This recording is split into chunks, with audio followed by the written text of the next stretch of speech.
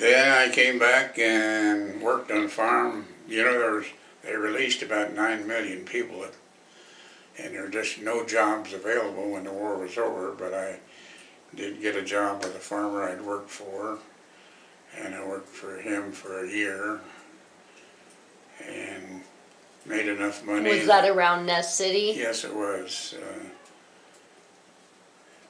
I kind of took a chance. I had known him for a long time, and he said, I'll give you $50 a month, your board and room, and a pickup to drive, and a fifth of the crop. Well, I knew sometimes that a fifth of nothing was still nothing, but I took the job, and we had a good wheat crop, and my dad had bought some calves that I bought from him. We had them on wheat pasture, and I made about $7,000 that year. So I bought my first car, and then a lady that I knew said, why don't you go to school?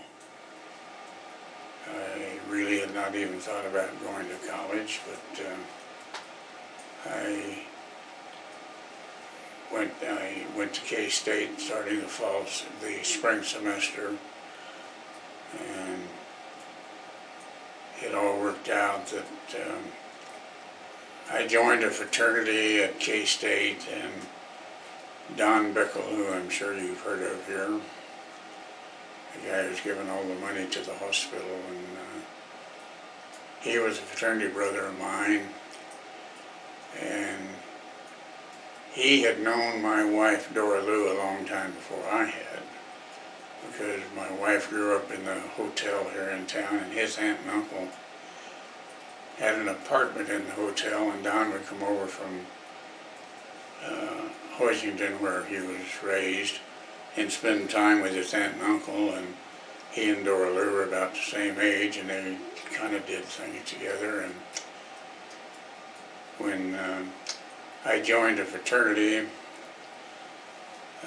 Dora Lou had gone to school at a girls' school on the Gulf Coast, Gulf Park Girls' School for 2 years, and she was in school at Boulder, Colorado, and she and Don had had a bet on a football game or something, and he was talking to her one night, and he said, always called her Sis. He said, Sis, we just pledged the guy that you're going to marry. I'd never seen her, she'd never seen me. I met her that summer, and she had wanted to be an engineering student, and this was in 1947.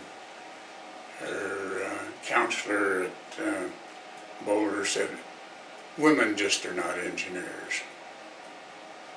And that really ticked her off, so she just transferred the next year to K-State and got a degree in dietetics, and I called her about the first week of school in 1948.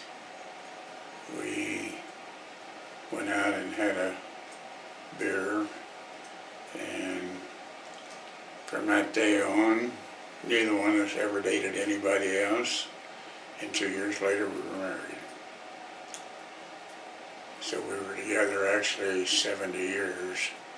We were married 68 years, and but we went steady all through the last 2 years of college. And I did not graduate from college. Her dad said he had a farm down at Lynchburg, and he said, you can go down on the farm or whatever.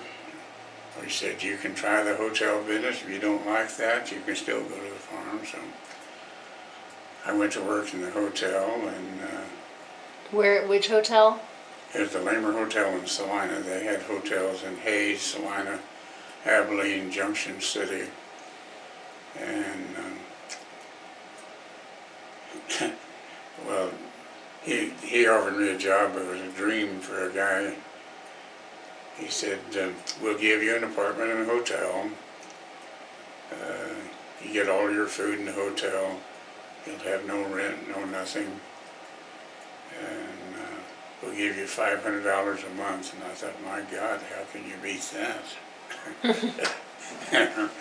So I was at the hotel in Salina until 4 years later they leased a hotel in Ponca City, Oklahoma, and they sent me down to Ponca City. I managed that hotel down there for 4 years, and then they brought me back to Salina.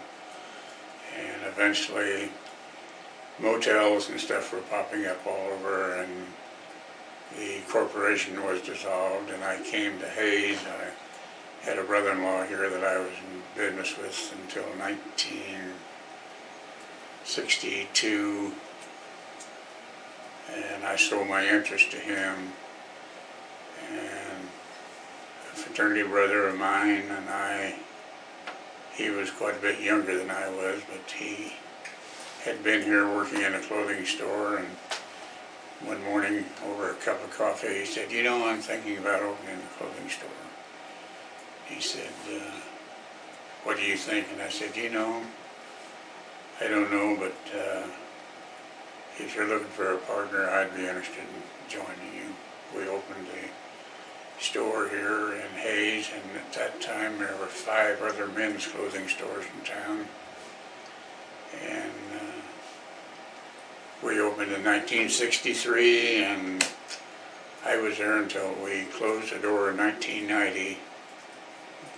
We had going out of business sale because my first partner had died a very sudden death at 51 years of age, and a young man that we had hired to work the store while he was going to college had just graduated, and he joined me as my second partner, and I was there until I retired.